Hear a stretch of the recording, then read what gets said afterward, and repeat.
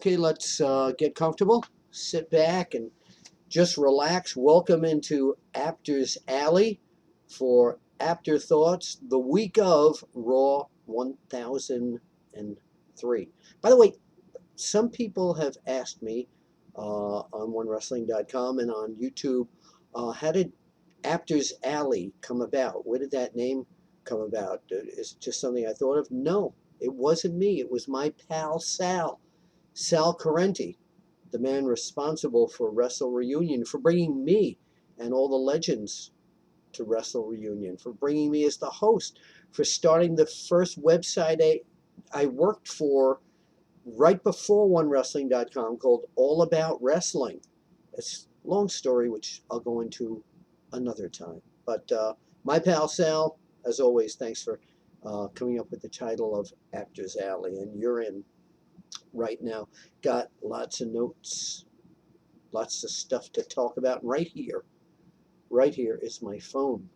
So if during this taping, anyone from the wrestling business calls me, I flip this open, let them know they're on the air, and let's hear what they have to say. Last week, we were waiting for a call back from Kevin Nash about all those comments he made about CM Punk and Daniel Bryan, etc., and we didn't hear from him when we were on the air. I did hear from him briefly a few days later. He was inundated with phone calls due to his controversial remarks, and basically said, hey, let's just move on. So, okay, he didn't want to discuss it.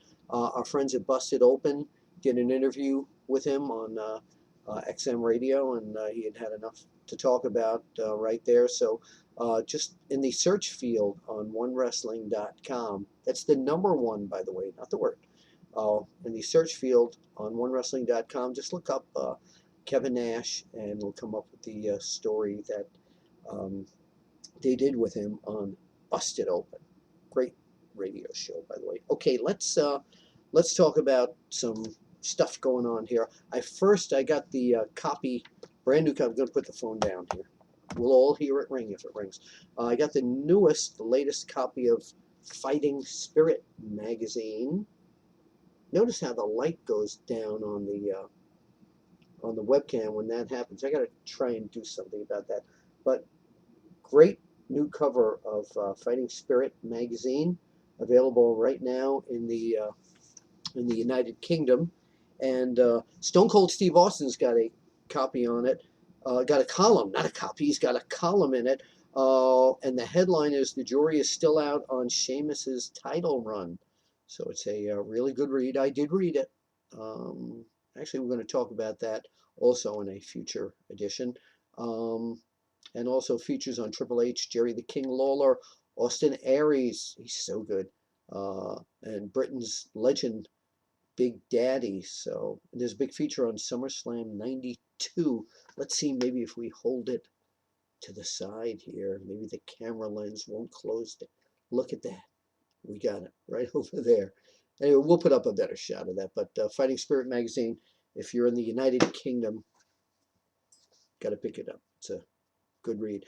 Behind me, some of you have noticed that I've changed the background. Co-host today is right behind me here. That's an original Ultimo Dragon mask. And there's the master of the wrestling universe, Vince McMahon, and hundreds and hundreds of little wrestling icons there. And that was drawn. Well, go to iconsofwrestling.com. You've got to see this, and it's an incredible poster. And it'll actually show you the various stages of how this was made. So you got to check it out.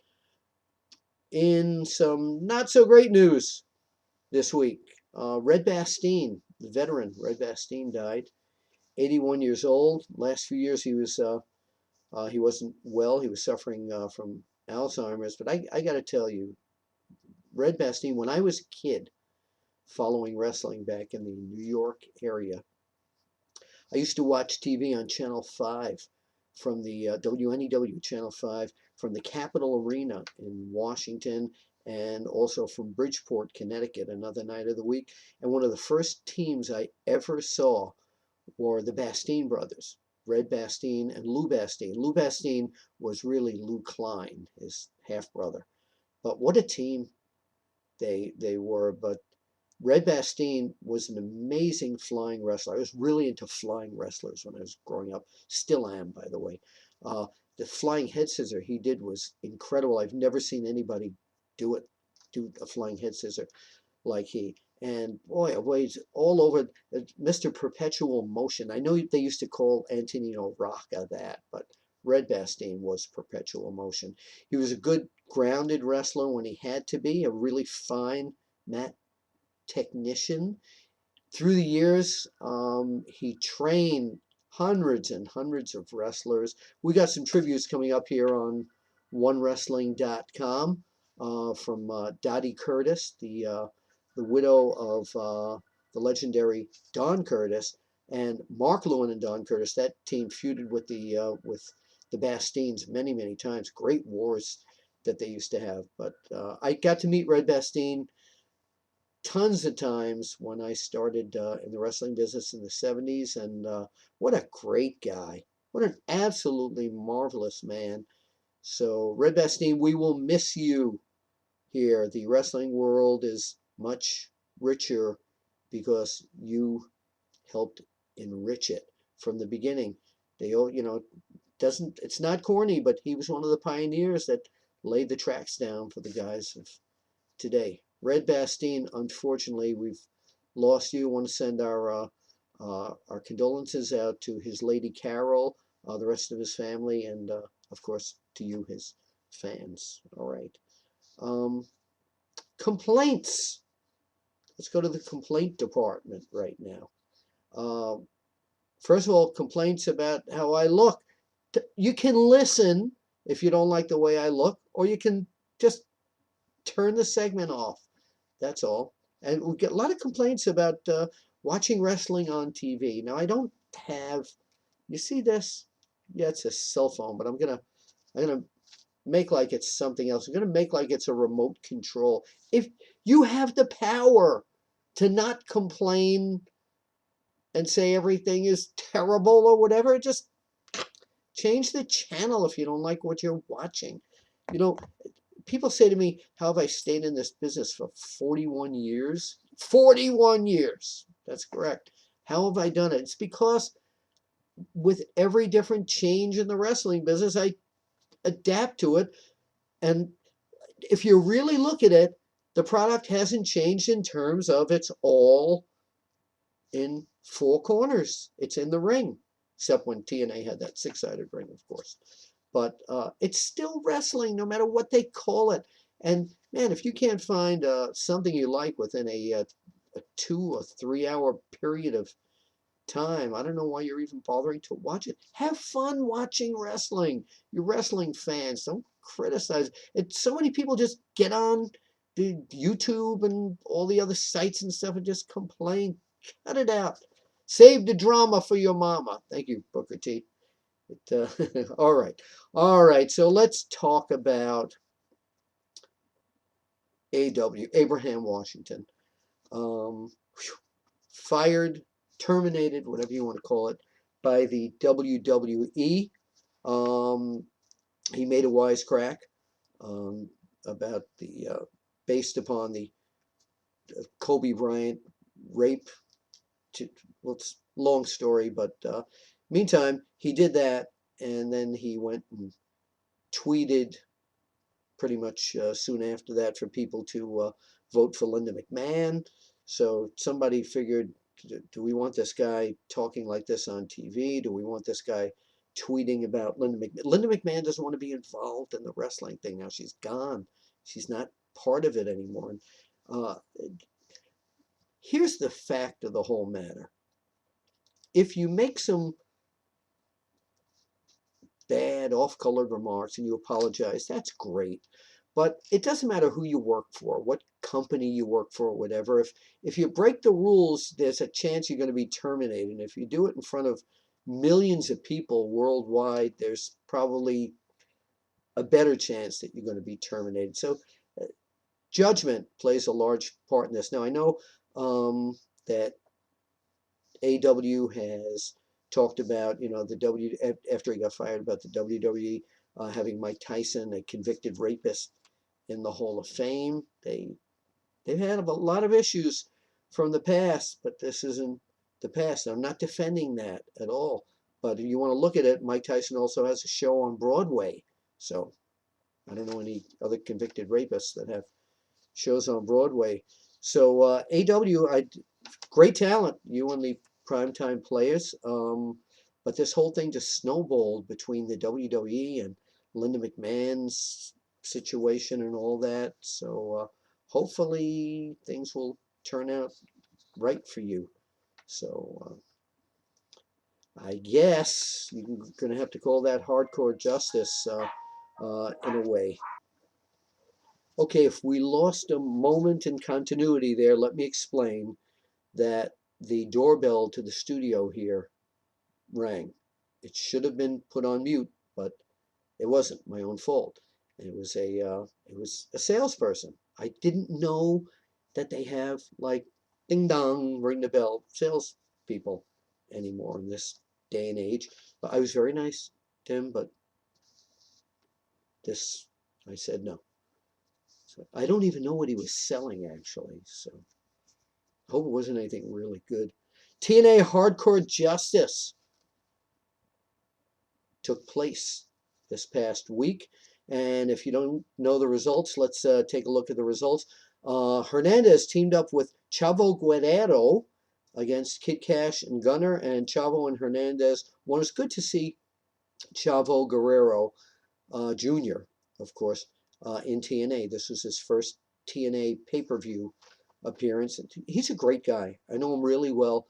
And when guys come over and want advice and want to learn and stuff like that, he's very quick to help people. So welcome officially by all of us here at OneWrestling.com and the OneWrestling.com fans out there, Chavo Guerrero. In the Bound for Glory series, there was a Falls Count Anywhere match. It was a wild match. It was Magnus, the Pope, not the one in Italy. It was De Niro. Mr. Anderson and RVD. And this was to get 20 points in the Bound for Glory series. And RVD won. Yes. The TNA television title was at stake. Kazarian was not able to beat Devon for the belt. So let's I was going to say something about Devon. I want to see he and Bully Ray get back together again. TNA Knockouts title match.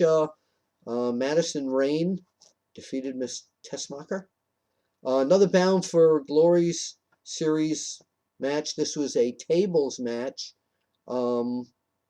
It was James Storm, Jeff Hardy, Robbie E., Bully Ray, and Bully Ray won.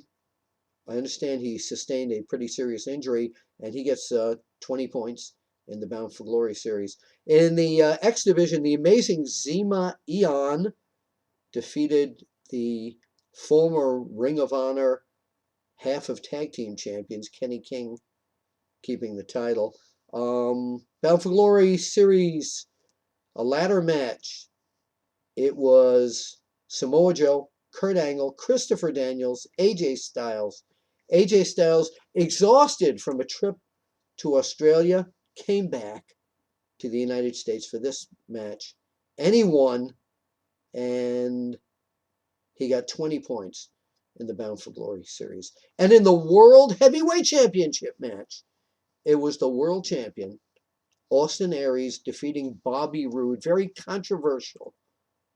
Austin Aries is a terrific champion. Bobby Roode is a terrific challenger at this point until he wins the title again, if he does.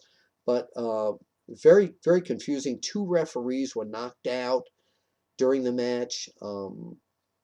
Senior referee Earl Hebner came in and had the match restarted because both first and second referee had different opinions on who won.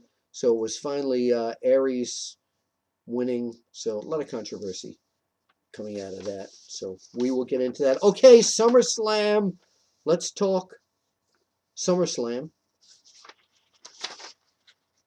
Go home show for. So you know what? Before we go to Raw and talk about the go home show, I want to. I thought I had a prediction hat here somewhere, but let me just go to this cabinet for a second here. See if my prediction hat is in here. No, I'm going to need another prediction hat. I can't find my prediction hat. I had an official prediction hat, but can't find it. Also, you fans told me that you like the collectibles section, that I show different collectible every week, starting last week. And I do want to bring out this one collectible. This is the box, and I do have the tape of the original Lords of the Ring video. And the reason I have this box, and it's a collectible, is this was Pro Wrestling's first commercial videotape produced by Vestron Video and a producer by the name of John Berzicelli. And one of the other producers was Pro Wrestling Illustrated. I used to work there, as you know. And Craig Peters was one of the people behind the scenes, along with Jeff Otto, and a political person by the name of John Berzicelli. Look him up, from New Jersey. But this videotape was hosted by the incredible Gordon Soley, indeed, and young me. I have hair and everything in this thing. So, Lords of the Ring. You'll probably find this. In some old video stores. It's not on DVD. Some people tweeted me asking me if it's on DVD. Not on DVD, not yet.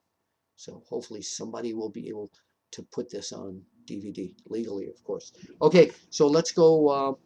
Let's go right now. Since I don't have my prediction hat on, I would like to make predictions for SummerSlam. Of course, the WWE title is on the line. Triple threat champion going in, CM Punk against Big Show against John Cena. I think it's going to be a good match, but I think CM Punk will retain the title. I can hear Daniel Bryan right now going, no, no, no, but that's what I think is going to happen. My opinion, okay? Triple H with Shawn Michaels in his corner against Brock Lesnar with Paulie.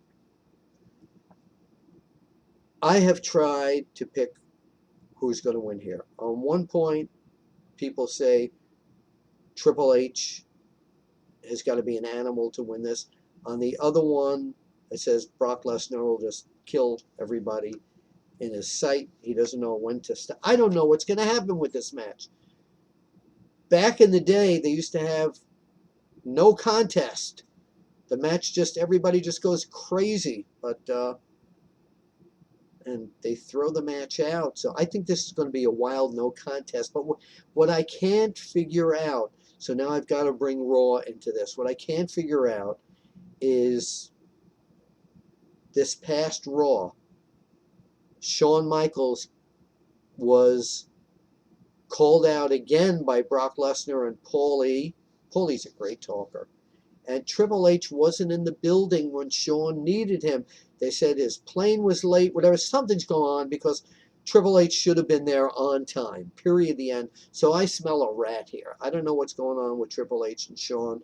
Shawn Michaels is warning Triple H that Brock Lesnar is unlike any other opponent. He's going to destroy him. There's something unexpected going on.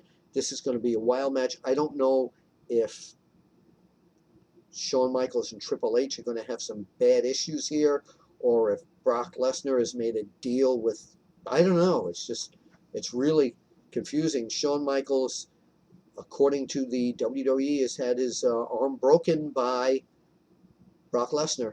So Lesnar dragged him out of a car, and it was just ugly. Dragged him into the ring. So, and if you saw that, Paul Heyman was the guy who blocked Shawn Michaels' car from getting out of the arena, so they should take away Paul Heyman's license for that. Chris Jericho versus Mr. Money in the Bank, Dolph Ziggler. I cannot see them devaluing Dolph Ziggler. I really can't. I think Chris Jericho is going to lose because I think Ziggler is just, well, he's got a better thing going for him right now. Chris Jericho, Ziggler, and Vicky Guerrero say can't win the big one or the big ones. However, this may set Jericho back. So what will this do to Chris Jericho if Chris Jericho loses this match? Going to be interesting. Daniel Bryan versus Kane. I can't see Daniel Bryan losing. No. The tag team belts are on the line with R-Truth and Kofi against the Primetime Players minus AW. Excuse me one second. Thank you very much. I think the Primetime Players are primed to win the WWE Tag Team belts. Let me just go back one match. I still think Chris Jericho is incredible, by the way. So no knock on Chris Jericho at all, whether you're watching this or not, Chris. The Intercontinental belt on the line with champion The Miz against Rey Mysterio. I think there'll be a title change there. I think Rey is on the way back. Yeah, I do. So let's look at some highlights from Raw 1003. Michael Cole and Jerry Lawler at the beginning were talking about when Big Show and Punk came out to wrestle, about them just getting back from China and Japan and Taipei. And you know what? Thumbs up for you guys for bringing that up, because these guys have a grueling schedule. I don't know how they do it. They're in such good shape.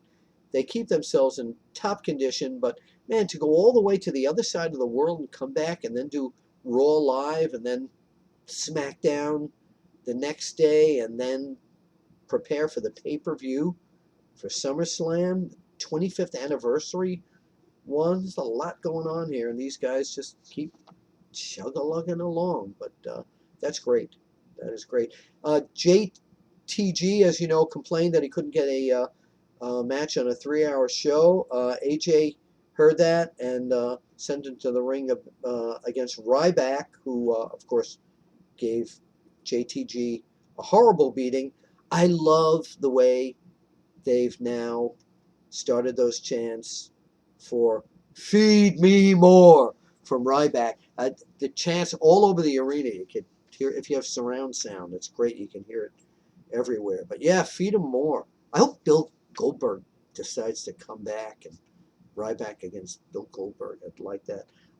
I liked the fact that Piper's Pit was terrific because he had some of the best talkers. Piper face to face with Chris Jericho hasn't lost a beat with his talk, and The Miz and Dolph Ziggler and Vicky Guerrero. I loved when Chris Jericho looked at Vicky Guerrero and said, "Would you shut the hell up?" Classic Chris Jericho. Also, really, really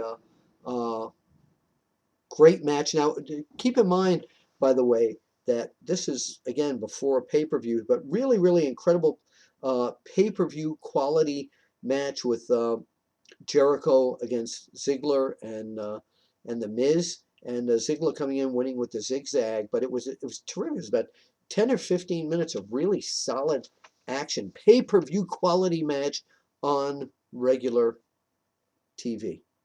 I really, really like that. Tensai losing to Sin Cara. Now, I'm a sucker for guys in masks. I really am, for wrestlers in masks in the ring. And Tensai lost. He was pinned by Sin Cara.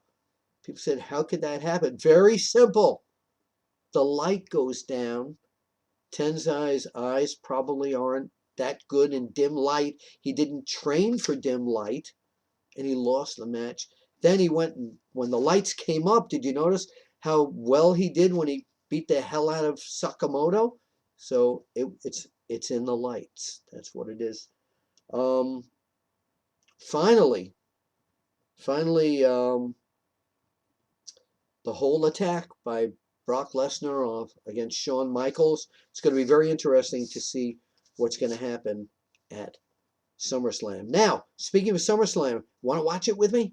Yeah. Hey, if you live in Pennsylvania, this time I will not be at the arena.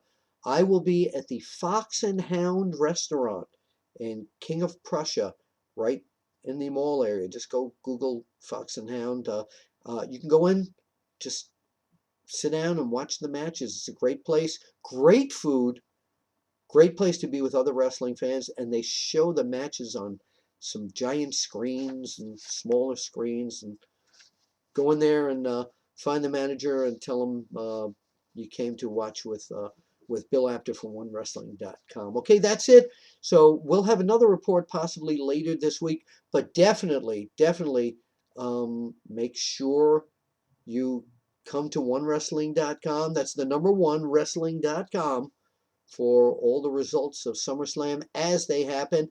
And I will do a video recap as well. Not sure if it'll be that night or the next night. Okay, for Apter's Alley, that's a wrap. I'm going to go try and find that sales guy to find out whatever he was selling before he rings the doorbell again.